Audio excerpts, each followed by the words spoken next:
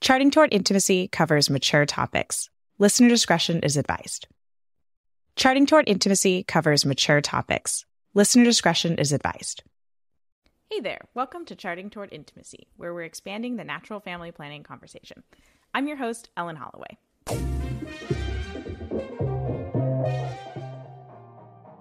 In today's episode, we are going to be talking about why we need to talk about NFP honestly, and what that can look like, and what that honesty unveils about NFP. And we talk a little bit about the cross of natural family planning and how we can communicate that to people when we're talking about NFP.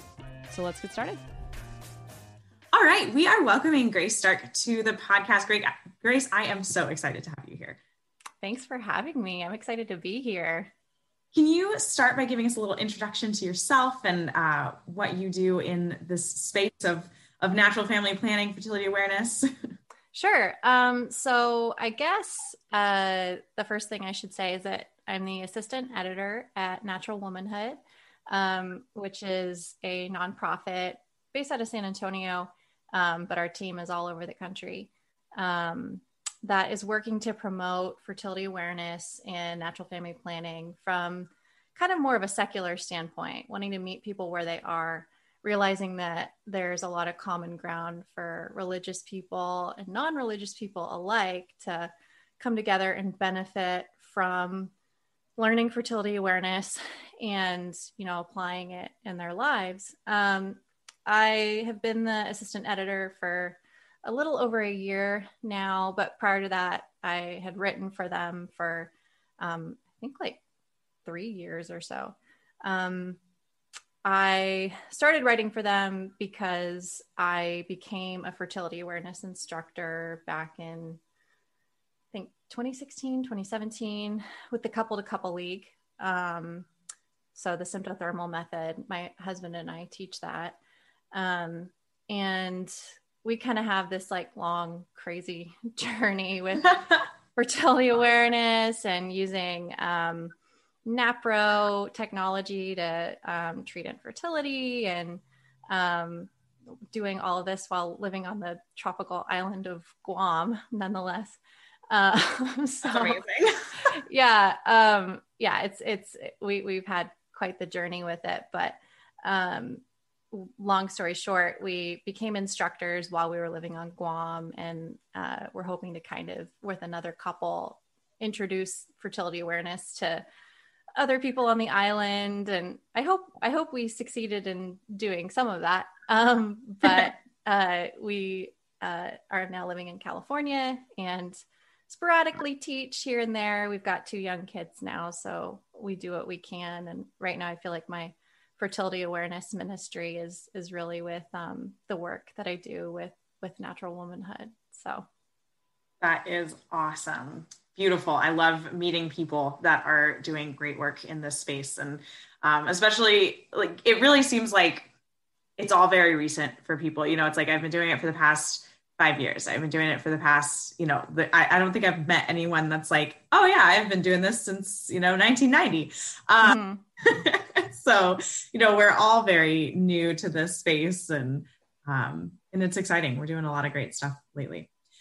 So what we are discussing today, what we're going to jump into, is talking about NFP honestly, and actually talking about it even in general. I think this is something that is so missing in our churches. Yeah. On the one hand, we either don't talk about it at all, or on the other hand, we're like a used car salesman during marriage prep. Like, oh, you're only going to abstain a week and it's going to be this beautiful thing that's never gets divorced when they use NFP. And so honeymoon period. Yeah. Like all that stuff. Oh my gosh. Used car salesman. That's like a little bit too perfect.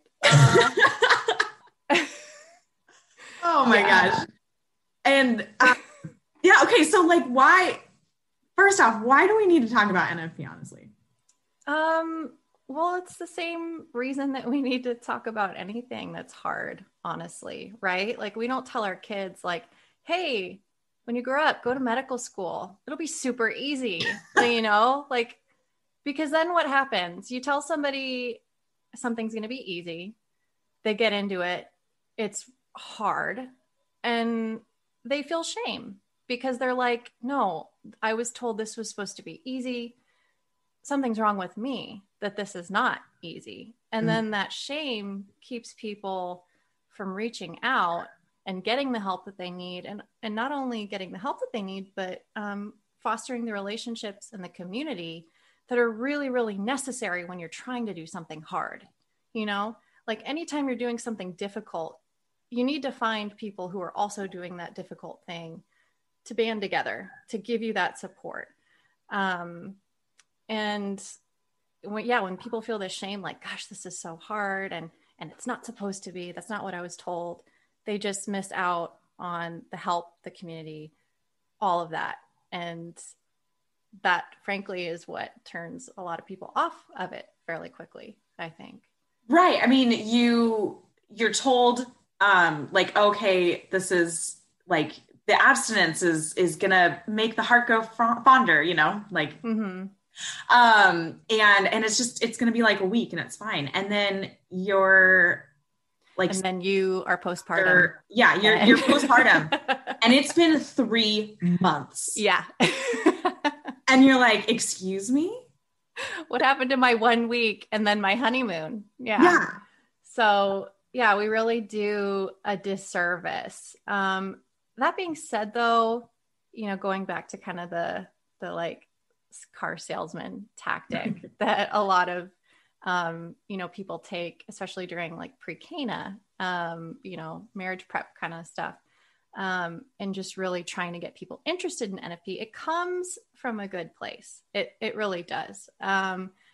People don't show up to give a talk about NFP to a pre-Cana group because they're getting paid for it, or, you know, they're there because they really believe in what they're selling. And they're just trying as hard as they can to, you know, pique couples' interest. So it comes from a good place, but in not being completely honest, it does, you know, lead to some issues down the line. Right. And sales isn't a bad thing. Like everything in our life is a sale, right? Yeah, we are selling it to our kids that they need to put their shoes away when they come inside the house, right? Like everything, and sales is not a bad thing. But there's a huge difference between the used car salesman who's, you know, got a beater car and trying to sell it to you and saying, oh, it's just got all these fabulous features. And then versus the like luxury car salesman who, you know, brings you in and offers you a latte and sits down with you and talks about your wants and needs, then shows you the car and shows you every little bit of the car. And, you know, it's like, we need to take that approach because natural family planning is a beautiful gift to our marriages. Yeah. And to take that, to show people it's a gift. Right. And to take that analogy even further, you know, we don't have to talk about NFP like it's a beat up car. In a lot of ways, it is the luxury car option. It's just the one you've never considered or even, you know, heard of. It's that obscure German model that, like, you know, is or whatever. I'm not a car cars. Yeah, I'm not a car person. Why are we doing this analogy? I don't know. Anyway, but we don't have to work quite so hard to sell it if we do it in an authentic way. Right. And I was like recently giving a talk about natural family planning and my passion was like showing through, but I was being completely raw and honest about it. And people afterwards were like, oh my gosh, wow, this is really incredible. You care a lot about this. This must be really cool. You know, not about, okay, here's NFP and let's just pretend like the bad parts don't exist and just talk about the good parts. It's like, no, let's talk about everything, but let's also share why it's been a gift to us. Things like in our faith that are super hard, but they are a gift in the end, right? Like even just like confession. Mm-hmm. I want to go. We're always like nervous when we're in line or it's like to drive all the way over there. I don't want to do it. And then afterwards, it's just so beautiful and freeing. And yeah. Yeah. So to kind of like piggyback off of that, it is, NFP is one of those aspects of our faith that is harder. But that, like the other things that are hard, there's a lot of beauty that comes on the other end of it. And sometimes you don't see it when you're in the thick of it, when you're standing in line for confession and you're terrified, you've got something you need to unload that's causing your palms to sweat, you might not see how you're going to feel or how it's going to, impact your life on the other side of it. When you're in those difficult moments. And that's where our faith comes in, that, the church has asked me to do this for a reason. The church doesn't say, hey, here's some hard things we want you to do because they're hard. Yeah. Because we're all a bunch of masochists and hair shirts here in the Catholic Church, like there's a reason, the church is our mother. And like you're saying, with like putting shoes away, selling things to your kids that are, good for them and important for them. The church is the mother church, and she has us do hard things, sometimes for reasons we can't understand when she's telling us to do them. Right. So yeah, that's I think a really good way of thinking about the difficult things like NFP that the church asks us to do. Well, and something you talked about a little bit before that I definitely want to dive in more is community, right? When you're in the thick of it and when it's hardest and when you're postpartum and it's been 3 months, right? Like, that's when you need a friend. Right. Like you need to phone a friend, like, right. and just chat with them about it, especially like maybe someone who's been through it before. If anyone, ladies, if any of you guys are postpartum, like reach out to me. I'm happy to chat with you. We went through a long dry spell because I just had continuous mucus, which was possible to figure out. Yeah. Yeah. So, yeah. Building that community, I think, is something that we can really try to establish in our parishes, small groups, even just like once a quarter, like having a, date night for married couples. You talk about hard things like natural family planning. Yeah. And the, sorry, I kind of lost my, it's okay. We can edit things. Yeah. Lost my train of thought there. The thing too with NFP is it's just about one of the most countercultural things out there.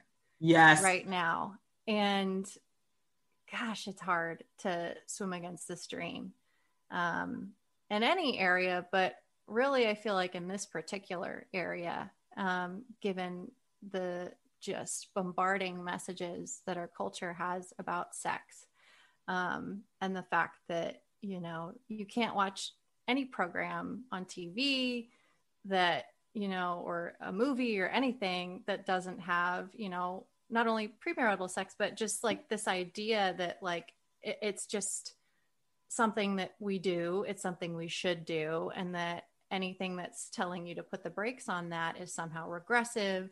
It's somehow, against human nature, who we are as people.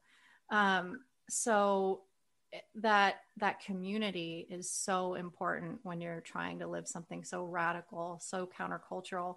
And I can't imagine being somebody who has, just kind of decided to dive into this and doesn't know anybody around them who's actually living it out in their daily life, and how hard that would be. We've been so fortunate to have examples of people living it out around us pretty much since before we got married. And that's not the reality for most people. It's not, unfortunately. No. And it's so helpful to, when you're trying to do a hard thing, like let's even just take, like, you're trying to start a new exercise regime. You have an accountability partner for that. Like, right. Okay, we're trying to practice NFP.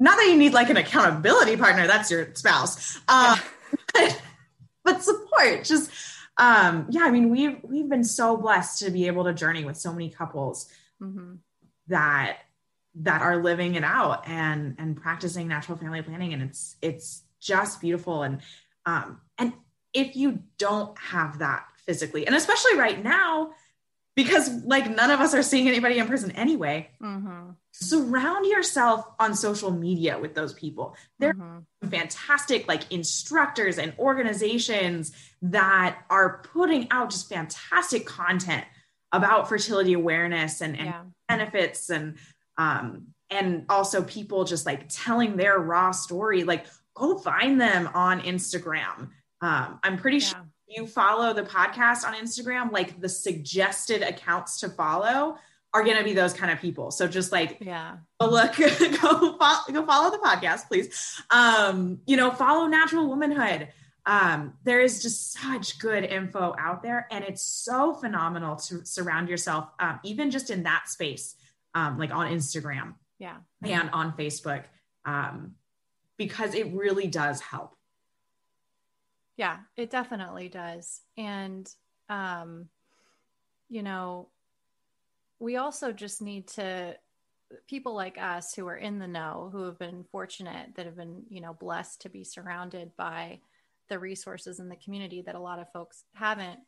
I've been realizing more lately that I need to do more to get things out locally. Like I went to my diocesan website recently and realized like they actually have a list of, they call NFP navigators in the Diocese of San Diego.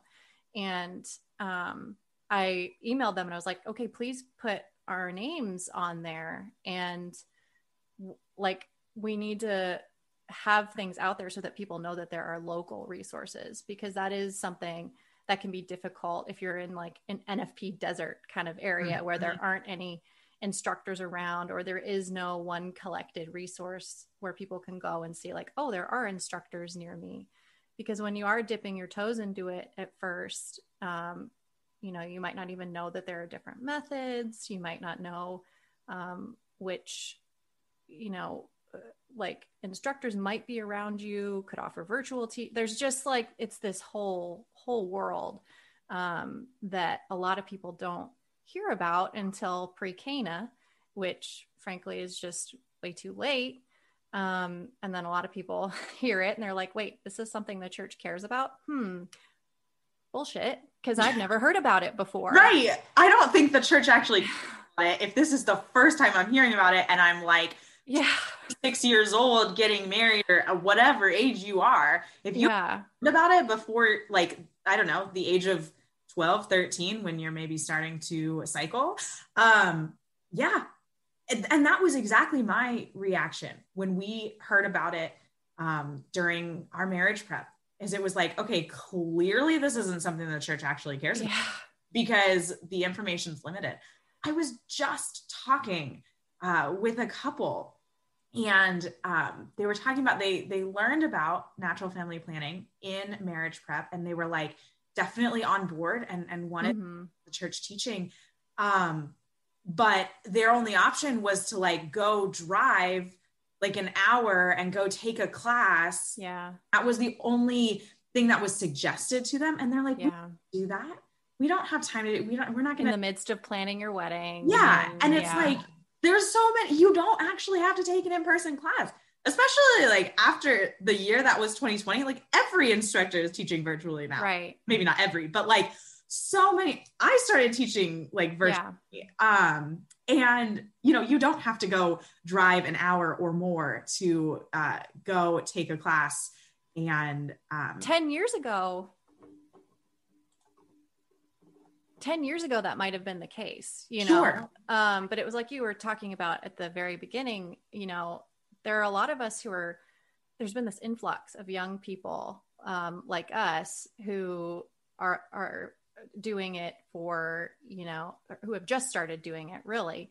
And, when we were doing our marriage prep 7-8 years ago now, that wasn't the case, but it is now. Mhm. And so actually, you know, as hard as NFP is, it's really never been easier in a lot of ways, because there Right. are so many good resources out there and there are communities. You do have to dig a little bit, but really not even as hard as you used to. So that's a real positive step in the direction of making NFP a little bit easier, you know, than Right. Well, yeah. and I think that brings up an interesting point is like, even 5 years ago, um, the information was not as easily accessible. I mean, there are beautiful websites like Managing Your Fertility. We talked about, we've actually talked with Bridget on the podcast before. Mm-hmm. It's a great resource, tons of information, links out to different methods. Like that didn't exist. Like, Yeah, I mean, and we have that at Natural Womanhood too. And we just right. have like this freshly redesigned website. It looks like this beautiful modern website. And we're not the only ones that have stuff like that now. Right. And And so that information is now out there. And so it's great for, you know, the people that we're catching through Marriage Prep Now, right? Because mm-hmm. we can do that. But that's not enough. We No. have all of the married couples who went through Marriage Prep a couple years ago and didn't have this information. Now we got to go reach out to them. Yeah. Like Yes. that's the next step. Yeah. And then also we have the other side. Like we definitely should be talking to young women about it too. But I don't want us as a community that is, you know, promoting NFP to forget about the couples who've been married for 5 years, the ones who've been married for 10, the ones who've been married for 25. Yeah. Like they're probably not quite menopause yet. We can still catch them. But we have to do it authentically, and that's got to involve, Right. being honest. Like, it's going to be this thing where you're going to have to learn it. There's going to be, you know, a growing period where you're growing in this knowledge, you're growing in this respect and appreciation of each other's fertility and your combined fertility. And that learning curve is going to mean there's going to be some sacrifices that are, that are going to have to happen, especially compared to how you may have been treating your sex life before. Mm-hmm. So reaching out to those people wherever they are in, you know, however long they've been married, but doing it in an authentic way, is so important, because imagine reaching out to the folks who heard about it in pre-Cana and they were like, oh, the church must not really care about it because it's the first thing I'm hearing of it. 5 years later, they hear about it and they're like, okay, maybe we'll listen to the spiel. And they get the used car salesman spiel about how easy and wonderful it's going to be. And they decide to dip their toes and do it, find out it's hard. And they're like, okay, so now I know the church doesn't care about it. And I know it's hard and people aren't honest about it. They're just going to completely wash their hands of it. You know, exactly. You've just never look back. Yeah. And at that point, you've probably, you know, just lost that couple. And that's heartbreaking. So there's a lot of onus on those of us who teach and who promote to be as authentic about it as possible, because you don't know what frame of mind people are in when you're reaching them. You don't know how, you know, what they've heard about it in the past that's going to impact how they receive the message. So at every turn, every point, we have to be honest and authentic. And right. Yeah. And I think in a lot of cases we have to be tender, because these might be couples that have been using birth control. Mm-hmm. Right. And they don't know why, and they don't understand, like they don't know the why of why cares so much about us not using birth control. Go listen to the episode called Why NFP, or why does the church promote NFP for fertility awareness? That's what. And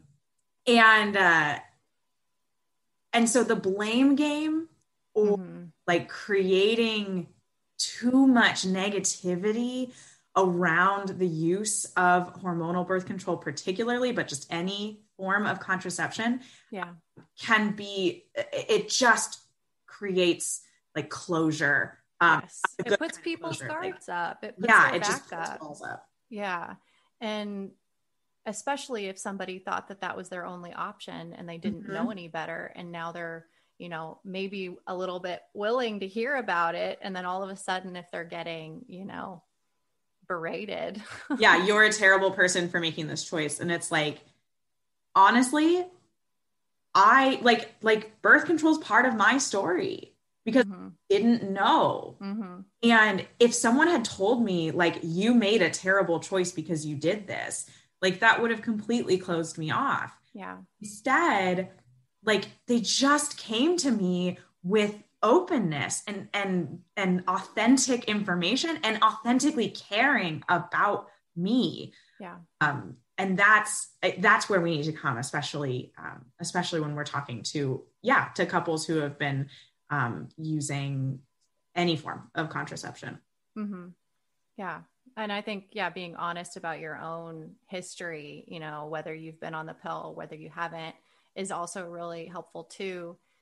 With the couple to couple league, they're really big on getting couples to share, you know, their own stories because they know, especially younger married couples, you know, the millennial generation is much more open to receiving personal stories as authoritative. Right. And that just is so much more impactful. So the couple to couple league is really good about teaching couples, like, whatever your journey is, whatever your story is, we want you to share that with students. Because that, you know, that gets back to the honesty piece and it's so important, not only for getting people to sit up and pay attention, but to getting them to actually like stick with it. Right. Exactly. Yeah. I mean, I think had I heard someone share the story that like my story, when I was in marriage, if someone had shared the story that I went through, I think I would have made a different choice. I'm fairly certain I would have. Yeah. That's basically what I do whenever I am promoting NFP. I'm talking to myself from, when did I get married? 2017. I'm talking to my 2017 self. Like, yeah. And that's awesome. That's such a great tact to take. I love that. So something that I want to touch on, and I see this happening sometimes, particularly like just in accounts that I follow that are influencing the natural family planning space, is there is a balance between talking about natural family planning honestly and complaining about natural family planning. So how can we talk about natural family planning without simply complaining about it? Like, and I'm saying, how can we talk honestly about it? Honestly sharing the difficulties. Yeah. Being like, this is a terrible thing. I think a good approach to that might be, you know, it's kind of like how you kind of have to vent about a family member sometimes to another family member. But you don't air your dirty laundry about your family to the whole world, right? Like we in the NFP community who are in it, who are, you know, who've bought into it, I think we can kind of vent to each other. We can complain to each other in a different way than somebody who's got like a public facing account should be complaining about it to, you know, people who might be thinking about doing it, who might be thinking about dipping their toes into it, you know, because there is a difference between being honest about difficulty and complaining. So those kinds of, you know, just consider who you're sharing that with, which is really something we should all be doing about everything we post on social every media. every aspect of our life, like think about talking to. Yeah, exactly. Right. So like I wouldn't complain about, it's like, think about it like you're talking about somebody in your family and that you wouldn't air your dirty I'm imagining laundry. like motherhood. I mean, people people talk about, I think this is probably one of the things that's really well talked about, of the joys of motherhood and the motherhood. But most of the time when people are talking about the joys and struggles of motherhood and that it is a cross, but also just a beautiful gift, they're not like just complaining about their children. No. Which, sometimes you need to do. Sometimes you need to call your mom friend with a glass of wine in hand and be like, you're never going to believe what she did at the grocery store today. Like, right. And there's a time and a place too, right? Like sometimes those like mom accounts are like, oh, like put what your kid's tantrum was today, right? And to read like other moms' tantrums of like, yeah, my child cried because I sat on the wrong step of the stair today. Yeah. I don't know. Like, there's a time and a place. Right. And definitely. And I think something else that I've seen, which kind of falls into this category, not necessarily like complaining, but the people that are like, I use NFP because I have to, and I don't like it. Yeah. How do we come to those people? How do we bridge the gap with those people? And it's like, okay, yes, you are doing such a beautiful thing by following the church's teaching. And thank you for that. But you don't have to hate it. Right. Yeah, gosh, that's tricky.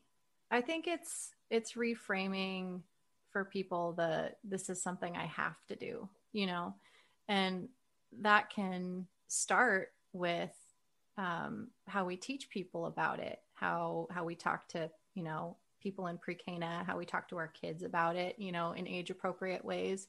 Not that this is something that you have to do. This is something that you like are privileged to know about, the knowledge that you get to do,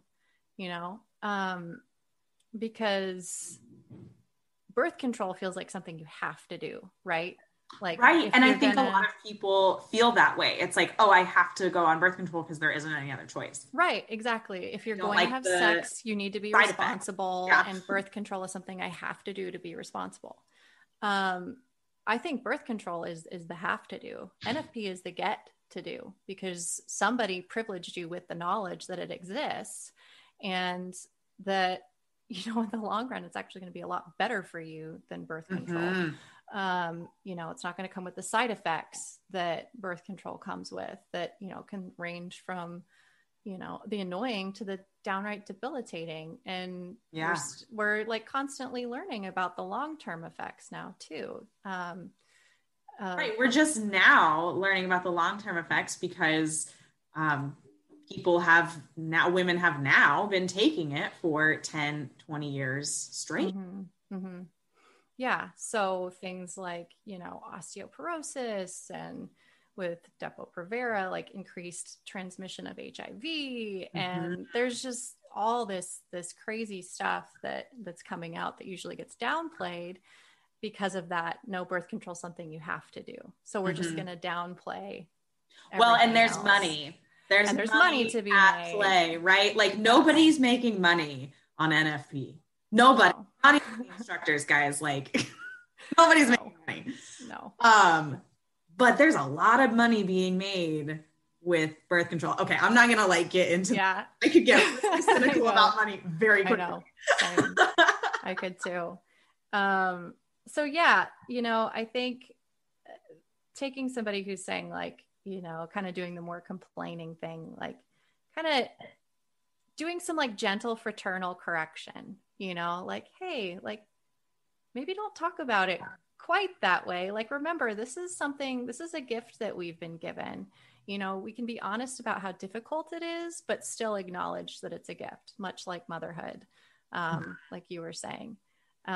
Because that's, at the end of the day, that is how I feel about NFP. And that's why I became an instructor. And it's why I work for Natural Womanhood, is that this is a gift. It's, gosh, even beyond that, I feel like it's especially for women, I feel like this knowledge of your body is your birthright, and that it's been, so many women have been robbed of it. That I feel like I'm in this privileged position of knowledge that I want to impart that to other women and other couples. So yeah, we can be honest about how difficult it is, but we, at the same time, we do have to be honest that it is a gift, and it's, that it's not this big no. I think Right. people hear, the church says no birth control. The church says no IVF. The church says no this or that. And it's just taken as this big negative thing. When really, if we stand it on its head, it's not a big no, it's a big yes. It's a big yes to something so much better. Right. NFP is the yes to living your life, living out your sexuality in a radically different way that in the long run is going to be better for you physically, mentally, spiritually, and better for your relationship than Yes. birth control will be. And the church sees that. And so she wants us to say yes to it. And she also wants us to say yes to all the difficulties that come with it for that reason. We all have crosses to carry. And again, the church doesn't ask us to carry these particular crosses because she likes us to suffer. It's because there's redemption and there's beauty in carrying our crosses. Right. Like there's the saying, like nothing comes for free. And it's like, nothing comes for free. And the church cares that we take on everything about something. We take on the good and the bad. Like Christ died for us. He was brutally murdered for us. That was really, really bad. Right. But it was for a really, really good thing, for our salvation. Right.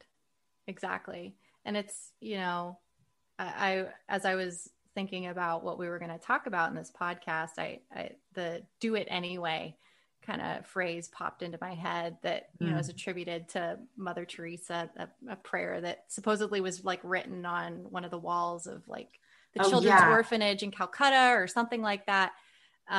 People are going to be difficult and all this stuff, but love them anyway. And, this is going to be hard, but do it anyway. That sort of thing. That's the mentality we have to have with talking about NFP, and that we have to have as Christians. This is not going to be easy. Do it anyway.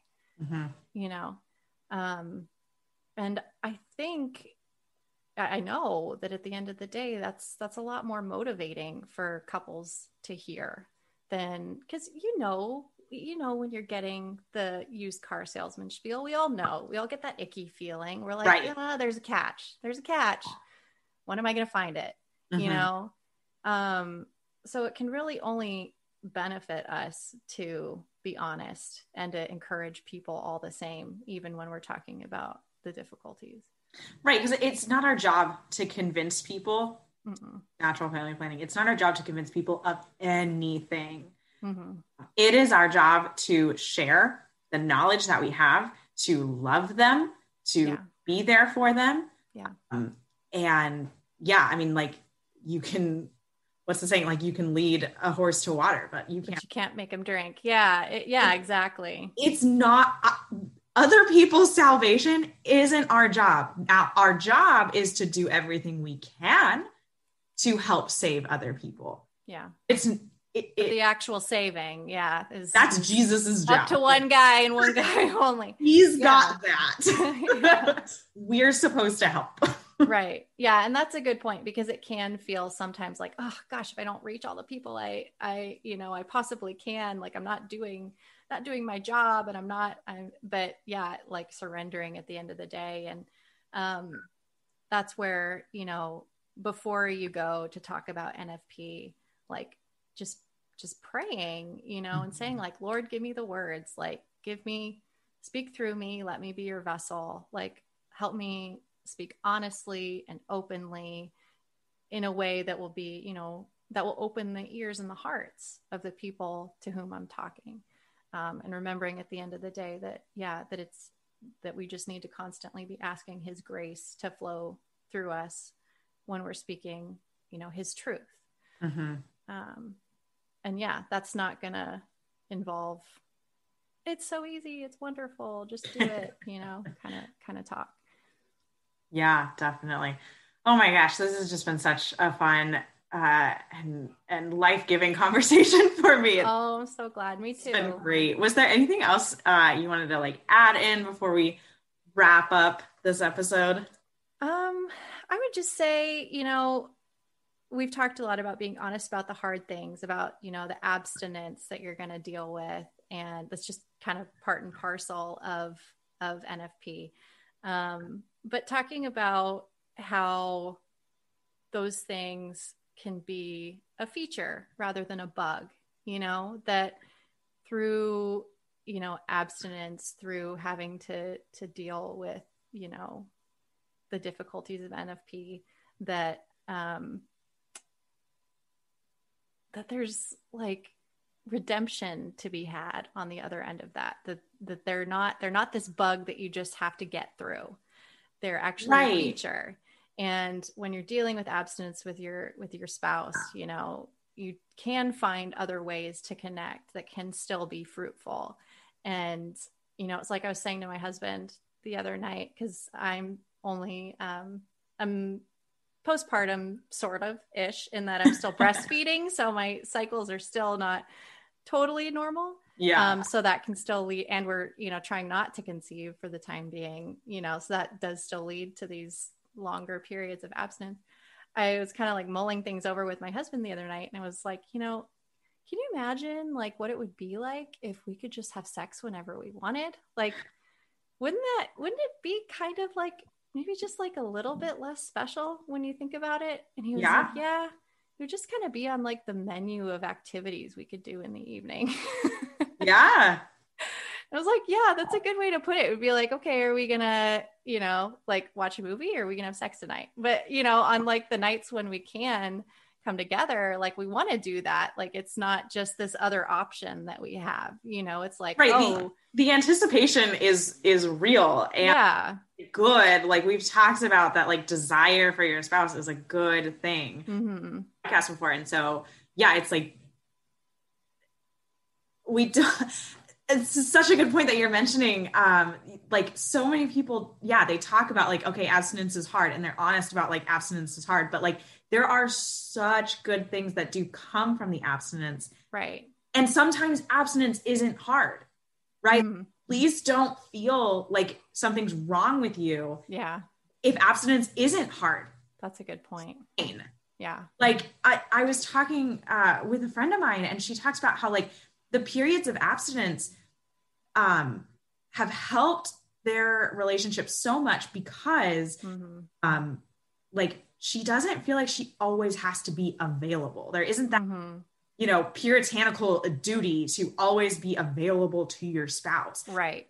And that's such a beautiful insight of and so she as a wife is more interested and wants to have sex more because it's not just on the menu of options. Should we watch? Exactly. It's I don't know.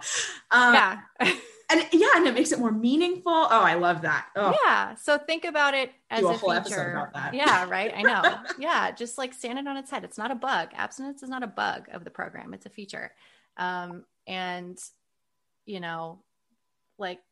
that's one of the good things we can talk about NFP. It's one of those, it's how when you go into an interview and they're what are your difficulty, or what are your, I had an interviewer ask me, now tell me what you don't like about yourself once. Which was, that was a ridiculous. Right. But they ask, you try to flip it on its head, you're I work too hard. I'm too dedicated. I'm too much of a perfectionist. Yeah. But there's a way to do that authentically when talking about the difficulties of NFP. Abstinence is going to feel like a bug sometimes, but here's how you can really reorient your mindset to seeing mm-hmm. how it can be a feature of it, and how you can embrace that difficulty for the goodness that comes out of it on the other side. So yeah. And then on the flip side of all that you know, there are usually consequences to taking the easy way out.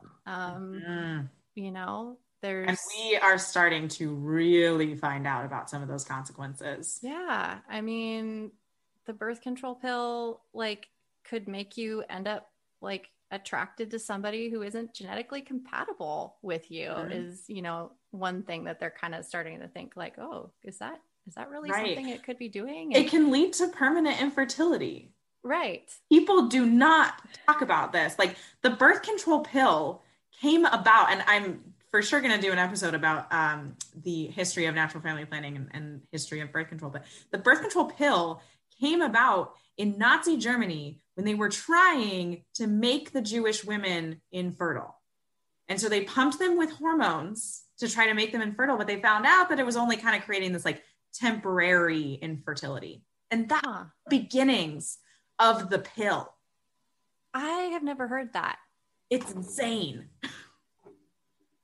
Yeah, I'm like mulling that over because I've heard about like the Mexican yams and the synthesizing, you know, the fake progesterone basically from yams. And I hadn't heard about the connections to, Oof. The birth control pill has a storied past. That's and wow, we could also keep talking about that forever, but yeah, definitely. Grace, this has been such a fun conversation. Thank you so much for coming. Yeah, thank you. I really, really appreciated being on with you today. Thank you so much, Ellen. Thanks so much for listening. If you want to learn more about Grace Stark, a link to her website is in the show notes, and you can read some of the articles that she's written. She's written a lot of stuff in the realm of natural family planning, fertility awareness, birth control, and things like that. If you are not already following the podcast on Instagram, please give us a follow at Charting Toward Intimacy.